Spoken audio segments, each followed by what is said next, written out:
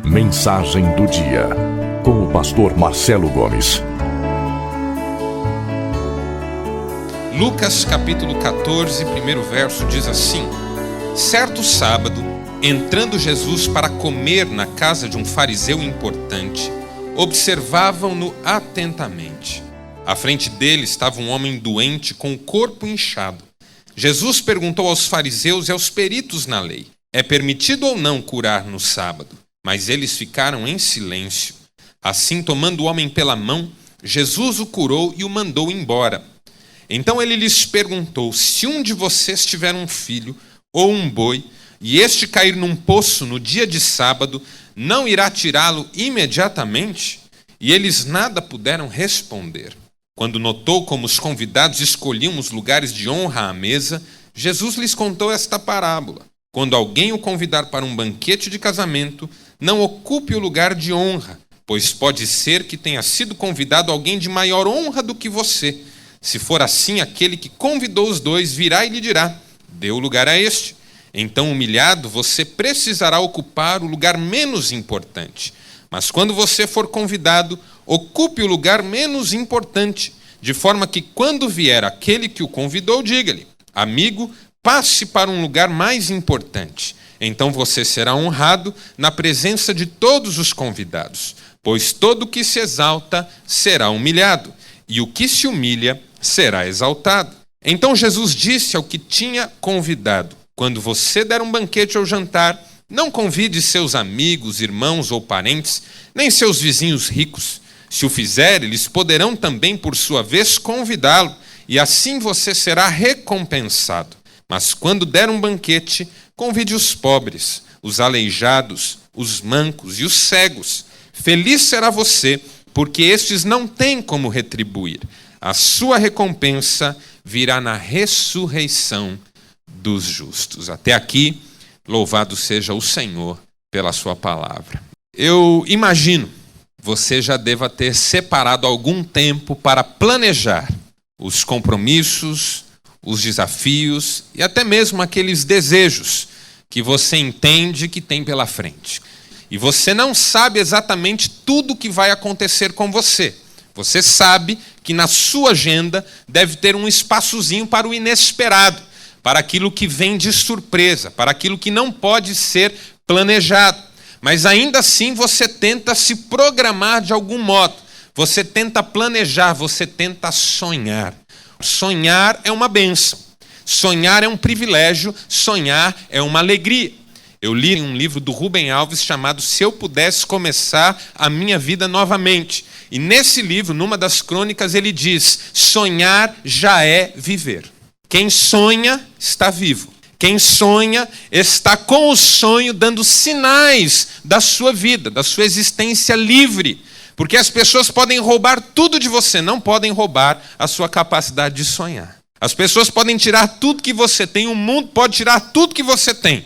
Não pode tirar de você o seu direito e a sua liberdade de sonhar. Quem sonha está vivo. Quem sonha aprendeu em algum lugar da sua história que o futuro é um palco em aberto, que pode ser descortinado a qualquer momento diante dos olhos. Quem sonha sabe. Como disse Emmanuel Levinas, num livrinho chamado Da Existência ao Existente, que o presente é começo puro. Presente é começo puro. Sua vida está começando hoje. Ela não está terminando. Você não sabe quanto tempo você tem pela frente, mas tudo pode ser novo. Por isso a sua vida está começando hoje, porque você ainda pode ser quem Deus quer que você seja. Sua família ainda pode ser uma bênção. Seu casamento ainda pode ser uma delícia. Seus filhos ainda podem ser homens e mulheres do Senhor. Seu coração ainda pode ser um coração totalmente curado de todas as mágoas, traumas e dores do passado. Deus pode fazer novas todas as coisas. Todas as coisas. De forma que eu quero sonhar na presença de Deus.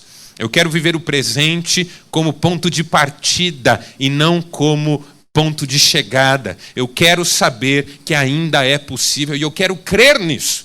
Eu quero crer que para o Senhor não há impossíveis, de modo que os planos estão submissos à vontade de Deus. Mas quem sonha sabe que para Deus tudo é possível. E quem sonha também sabe que uma vez estabelecido o sonho, é só uma questão de mirar na direção dele, de começar a caminhar. Por exemplo, eu fui viajar para Natal. E quando os nossos sonhos para Natal foram estabelecidos, para essa viagem foram estabelecidos, nós começamos a dar passos, não é assim? Estávamos longe a princípio, mas sabíamos o que tínhamos que fazer. Então fomos até Londrina, de onde saiu o nosso avião. Lá fomos até o aeroporto. No aeroporto fomos até o balcão. Do balcão fomos para o embarque. Do embarque entramos no avião. E assim fomos dando um passo de cada vez. O que parecia tão longe, de repente, chegou. E nós estávamos lá. Quando nós compramos o pacote, porque na nossa família é assim, pacote você compra com 10 meses de antecedência, para poder dividir no máximo possível e depois ainda financiar a própria viagem. Não é uma benção isso? Tem carnê em casa que não acaba. Na sua já tem também? O ano começou e os carnês já estão lá, gigantes. Por mais longe que o meu sonho lá atrás pudesse estar, de repente ele chega. É uma questão de dar passos. Eu não sei quão longe você está do seu sonho, da família abençoada que você gostaria de ter, ou do emprego que você gostaria de ter, ou da realização que você gostaria de experimentar. O que eu sei é que é uma questão de olhar na direção e começar a caminhar. Vai chegar. Vai chegar. Você começa a dar passos e um dia você está lá, porque Deus está no controle. Porque Deus abençoa a nossa jornada. Deus pode encurtar as distâncias para você. Deus também pode mantê-las como estão. Mas um dia, tudo se confirmará, porque planos colocados na presença de Deus sempre se concretizam. Planos que o Senhor abençoou não podem ser frustrados. A palavra diz, bem sei que tudo podes, e nenhum dos teus planos pode ser frustrado. Isso na vida de Jesus era muito claro. E no Evangelho de Lucas, que nós lemos hoje, isso é mais claro ainda. Por quê? Porque o Evangelho de Lucas fala da vida de Jesus em dois momentos muito interessantes e distintos. Primeiro momento que o Evangelho retrata Jesus vai do primeiro capítulo, primeiro verso, até o capítulo 9, verso 50. E no capítulo 9, verso 51, começa um novo momento na vida de Jesus que o evangelista narra, que é quando o evangelista diz assim: sabendo Jesus que estava próximo o seu tempo, partiu resolutamente para Jerusalém, que era o lugar onde Jesus sabia que iria morrer. É interessante como nos evangelhos chamados sinóticos, que são os evangelhos que partem de um mesmo ponto de vista, que são os evangelhos de Mateus, Marcos e Lucas, Jesus só entra em Jerusalém para morrer. Jesus não faz milagres em Jerusalém, Jesus não cura ninguém em Jerusalém ele entra para morrer. No Evangelho de Marcos é assim, de Mateus é assim, de Lucas é assim. Jerusalém é o lugar da paixão, Jerusalém é o lugar do martírio, Jerusalém é o lugar do sacrifício. E Jesus sabia que o Pai tinha planejado para ele essa hora. No Evangelho de João você encontra Jesus dizendo o seguinte: o que direi? Pai, livra-me dessa hora? Não, foi para essa hora exatamente que eu vim. De forma que Jesus tinha claro no seu coração que ele estava indo na direção da realização dos planos de Deus. E uma vez que o seu tempo se mostra tão pronto, tão estabelecido, Jesus decide resolutamente ir na direção do que Deus planejou. Por isso o Evangelho de Lucas é tão extraordinário, porque mostra um Jesus decidido. Um Jesus que sabe para onde está indo e que vai a passos decididos. Como você deve fazer em relação aos sonhos de Deus para a sua vida. Caminhar com passos decididos. Partir resolutamente. Perdeu muito tempo na vida? Se Deus não te levou ainda para o céu, meu irmão, comece a caminhar hoje, agora. Sua família, sua vida, sua história ainda podem ser diferentes. Jesus partiu resolutamente para Jerusalém. E aí a vida se torna mais objetiva. Perde-se menos tempo, gasta-se menos tempo com aquilo que atrapalha o caminho e aprendem-se melhores lições. Porque no Evangelho de Lucas, a partir desse capítulo 9, verso 51, Jesus começa a ensinar os seus discípulos de uma maneira muito mais contundente e muito mais objetiva, como no texto que nós lemos hoje. O texto que nós lemos hoje é uma lição de vida. Fala da simplicidade de Jesus, fala da simplicidade do caráter de Jesus. Fala da simplicidade que eu e você devemos ter na nossa maneira de viver. Fala da pureza do coração de Jesus. Do modo como Jesus lidava com os desafios da vida. E é o modo como nós devemos lidar com os nossos desafios. Perceba que o texto começa dizendo que Jesus era o centro das atenções. Todos os olhos estavam na direção dele. Como é bom quando na nossa vida Jesus se torna o centro das atenções. É claro que aqui há dois tipos de público. O público daqueles que estão na expectativa do que Jesus vai fazer para reafirmarem e aprofundarem a sua fé nele. E há aqui o público daqueles que estão com expectativa no que Jesus vai fazer para talvez acusá-lo, para talvez pressioná-lo, para talvez persegui-lo, como muitos fizeram durante todo o seu ministério. E aí Jesus está com os olhos de todos na sua direção, mas os olhos dele estão na direção de um enfermo. Porque Jesus não se deixava encantar com as seduções da fama. Ele sabia que todos estavam de olhos nele. Ele sabia que ele era o centro das atenções. Ele sabia que ele era o centro do plano de Deus. Mas ele fazia questão de colocar pessoas no centro. De colocar pessoas diante dos seus olhos. De olhar e ver aqueles que estavam com maiores necessidades. A Bíblia diz que Jesus entrou na casa de Pedro e ali viu que a sua sogra estava doente. A Bíblia diz que Jesus entrava nas cidades e via os que estavam com problemas. A Bíblia diz que Jesus viu as multidões e compadeceu-se delas porque eram como ovelhas sem pastor. Jesus tinha essa capacidade e tem essa capacidade ainda hoje de olhar para a sua vida e de colocar você no foco e de dizer: meu filho, você precisa de mim, eu estou aqui para abençoar você. Jesus olhou e viu que havia uma pessoa doente. Qual era essa pessoa? Uma pessoa que o texto diz que tinha um inchaço. Um inchaço. O termo grego é o termo que nós transliteramos para hidropisia. Hidropisia é uma doença que faz com que haja um acúmulo de líquido nas cavidades do corpo. Esse homem tinha hidropisia. Esse homem estava com o seu corpo inchado e de forma provavelmente deformante. Não era apenas um homem mais rechonchudo. Era um homem com uma enfermidade que aos olhos de Jesus estava muito visível. E aí Jesus lança uma pergunta para aquelas pessoas. É lícito curar num dia de sábado?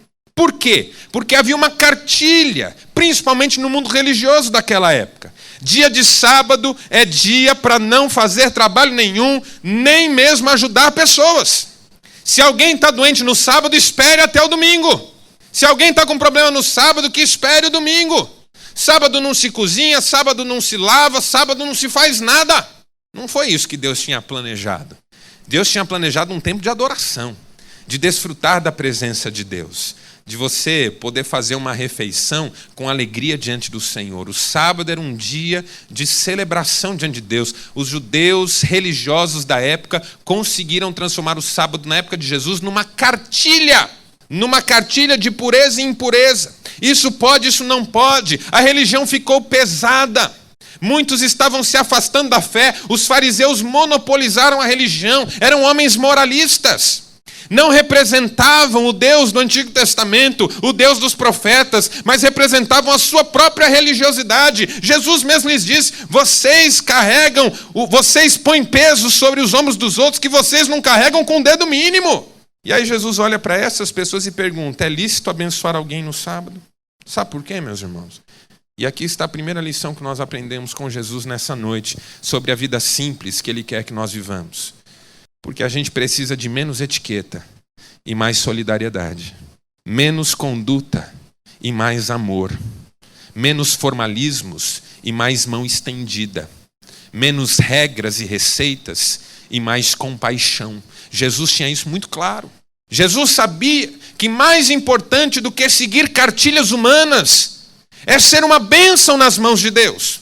Irmãos, nós estamos nos nossos dias vivendo problemas semelhantes. A nossa cartilha não é mais religiosa, mas é uma cartilha. Você já viu quantos livros existem hoje sobre comportamento? Tem gente ganhando dinheiro, escrevendo livros para você ser chique, para você se comportar bem à mesa. Você senta numa mesa, tem um prato, 8 garfos para um lado, 8 facas para o outro, 5 colheres para frente, não sei quantos copos.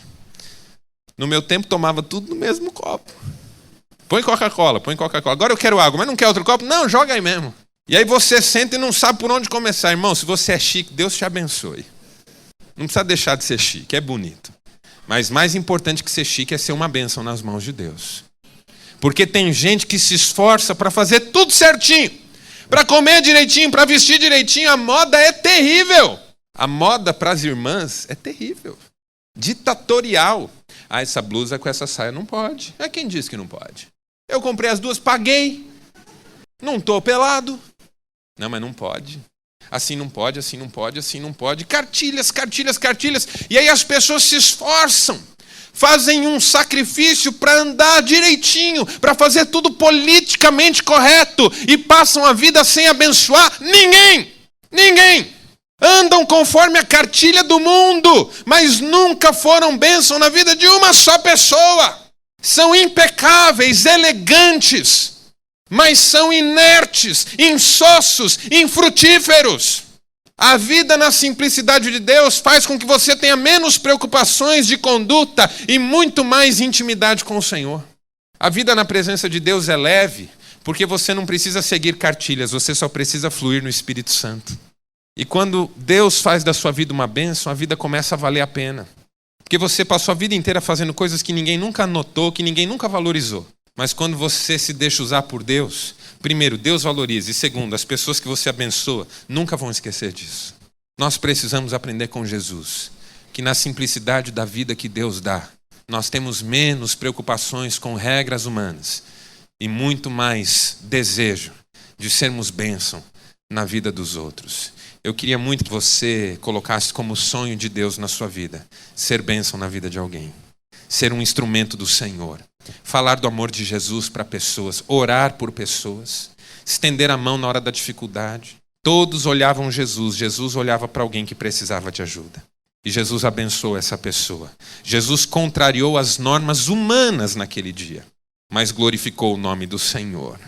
Fez a vontade de Deus. Essa é a primeira lição. Segunda lição que eu aprendo com o segundo momento desse texto, porque Jesus parece passar dessa cura para uma lição, para um ensinamento que, num primeiro momento, parece não ter nada a ver. Que é quando Jesus começa a falar das pessoas que procuram os primeiros lugares. Note, Jesus está falando da simplicidade da vida mais objetiva, da vida que vale a pena. E se ele já ensinou que na vida é mais importante ter menos etiqueta e mais solidariedade, agora ele quer ensinar que também é importante você ter menos exposição e mais discrição. Porque aqui nessa parábola ele fala de gente que quando chega numa festa procura logo os primeiros lugares e corre o risco de ser chamado para sentar lá atrás. Eu vejo isso às vezes em casamentos que eu faço. Estou aqui preparado no púlpito esperando o casamento começar. Chega uma família e senta logo na primeira fileira para ver a noiva. Eu quero ver a noiva. Para ver o vestido, é tão interessante. Eu fico olhando as pessoas, principalmente as irmãs são tão interessantes. A noiva entra, você vê as irmãs olhando assim para a noiva. Isso se chama scanner. As irmãs escaneiam. A minha mulher fala assim, a noiva estava bonita, né? Eu falei, não, ela é uma moça bonita. Ela falou, não, mas o vestido estava bonito. Eu falei, eu só sei que era branco. Ela falou, não era branco, era pérola. Eu falei, aí tá mexendo comigo, aí não dá para eu saber. E aí a família senta lá na frente para ver a noiva, entra alguém e fala assim, viu, desculpa, esse lugar é dos padrinhos. E aí a pessoa tem que ir para trás. Jesus está dizendo, procure os lugares de trás. Agora, Jesus está preocupado com onde você senta numa cerimônia? Não. O que Jesus está falando aqui é um princípio espiritual. Você se expõe a menos, para criar menos expectativas, se frustrar menos, ter mais alegrias. Eu vou explicar isso para você. Quando você cria expectativas muito exageradas a seu respeito e a respeito da sua vida, as chances de você se decepcionar se tornam maiores. Mulheres que idealizam seus maridos certamente se frustrarão no casamento. Maridos que idealizam suas esposas certamente se frustrarão no casamento. Pais que idealizam seus filhos certamente se frustrarão com eles. Quando as expectativas são muito altas, você corre o risco de ter maiores decepções. O que é que Jesus está dizendo? Não procure os melhores lugares. Não procure os lugares mais elevados. Não procure as melhores posições. Não procure os melhores resultados. Procure o mínimo para ter a alegria de experimentar um crescente que vem de Deus. Que bênção se você sentar no último lugar e alguém chegar e dizer, meu amigo, senta lá na frente. tem um lugar especial para você. Você vai ser honrado, Jesus está dizendo. O que Jesus está dizendo é, quem estabelece alvos muito exagerados pode se frustrar, mas quem tem um contentamento natural acaba se alegrando mais. Porque tudo que vem é lucro. Você chega em casa, minha irmã, dá uma boa olhada naquele marido de quem você tem reclamado ultimamente. Você vai chegar em casa e ele está esparramado no sofá, feito um boizão morto. Você só sabe que ele não está morto porque ele está ruminando. E você, em nome de Jesus, assuma o seu marido como ele é. Viu, meu irmão? Assuma a sua esposa como ela é. Olhe bem para a sua casa. Chegando em casa hoje, olhe bem ao redor, olhe bem para tudo. E diga, meu Deus, eu te louvo porque essa é a minha vida. Talvez ela não seja o que eu sonhei. Ela ainda não é o que eu sonhei. Mas é a minha vida, é a minha história. E eu quero assumir isso hoje em nome de Jesus e te agradecer e te louvar. E se nada mudar, olha o que eu estou dizendo para você. E se nada mudar, Senhor, eu vou te glorificar a vida toda. Seu marido amanhã vai te fazer um gesto e vai ganhar o seu dia. Sua esposa vai fazer um gesto e vai abençoar o seu coração. Quando as expectativas são muito altas, os pequenos gestos passam despercebidos porque não contam. Por mais que o marido se esforce, por mais que a esposa se esforce, nunca é o suficiente. Porque as expectativas estão lá em cima. Jesus está nos dando uma lição de vida aqui, na simplicidade da fé. Você não procura os primeiros lugares, os lugares mais exaltados, você deixa acontecer, meu irmão. Porque é Deus quem faz. E Deus vai fazendo dia a dia, e você entrega cada dia e descansa. Pastor, quer dizer que eu não preciso fazer nada? Não, você sabe o que você tem que fazer.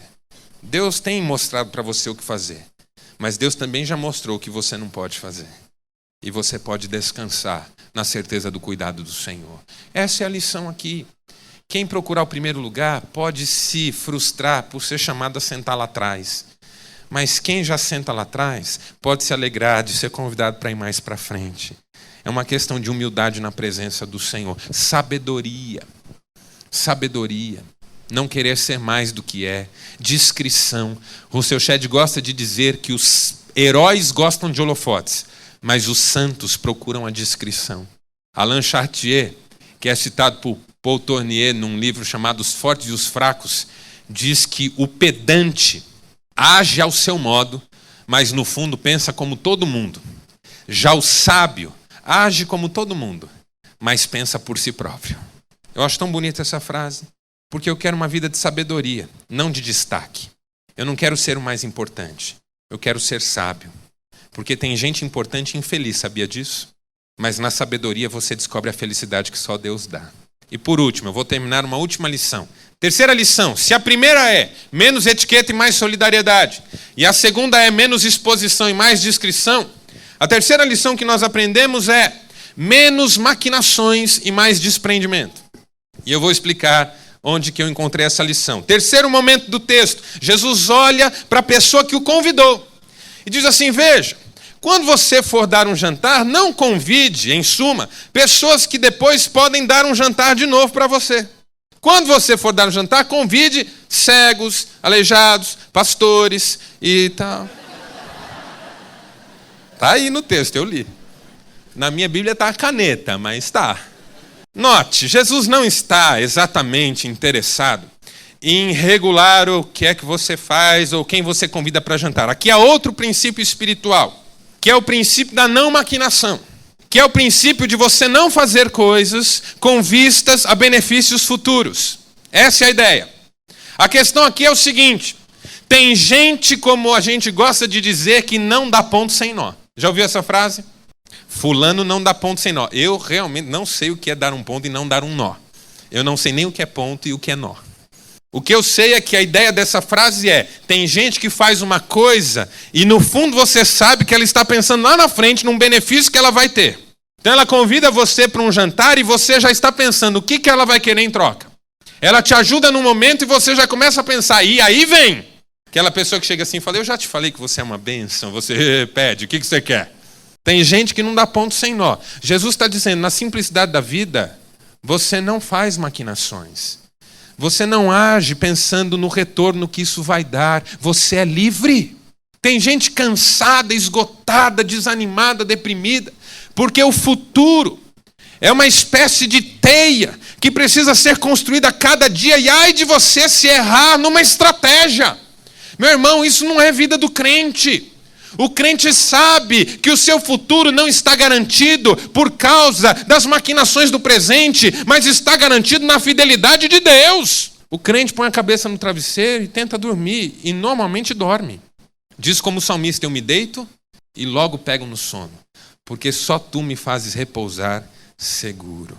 Veja, nós vivemos num mundo em que todos têm muitos interesses. E os relacionamentos hoje são muito mais relacionamentos de interesse do que de amor.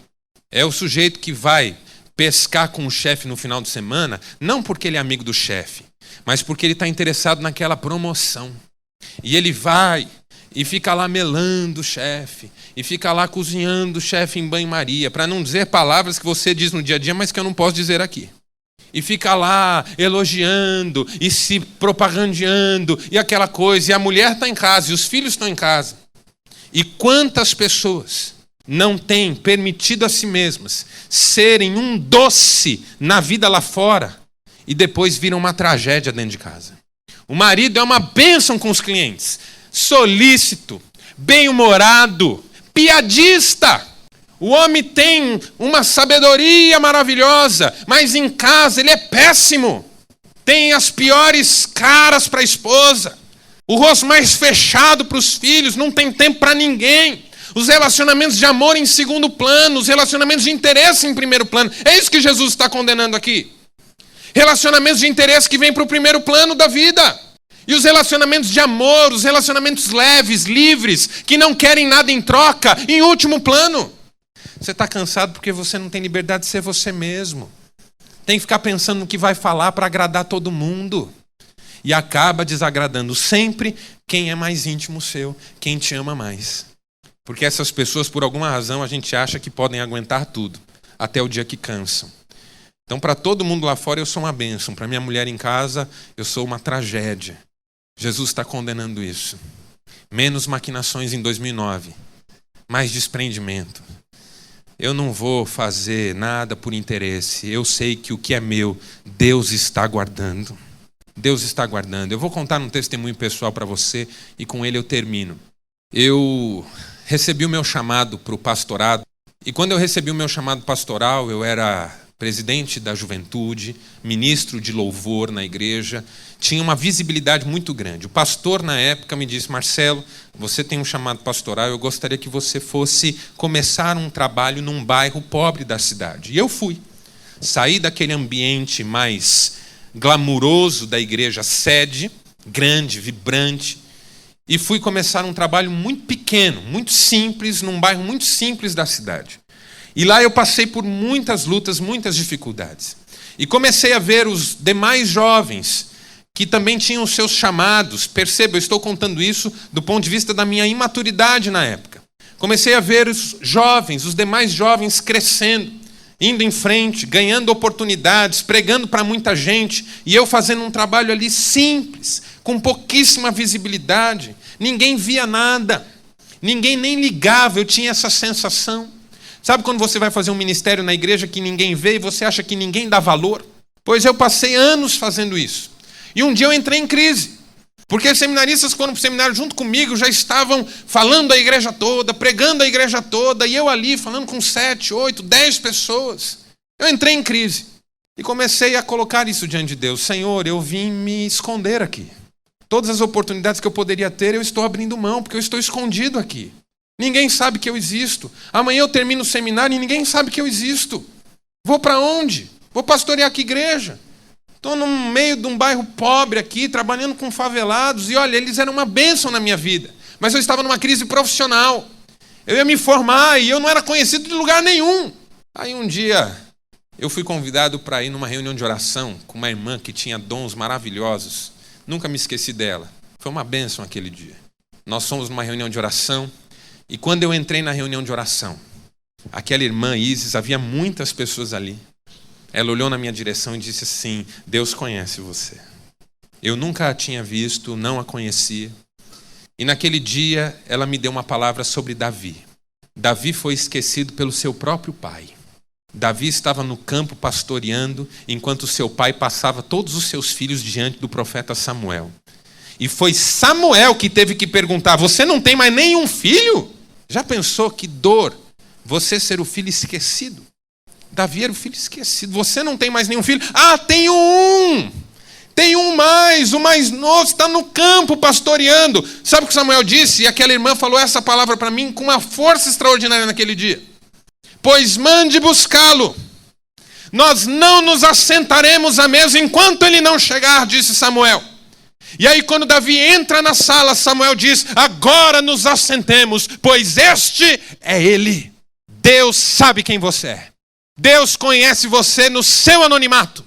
Deus te chama para a luz quando você achava que estava nas trevas. E Deus te dá um lugar de honra quando você achou que todo mundo já tinha esquecido de você. Não arquitete nada. Entregue.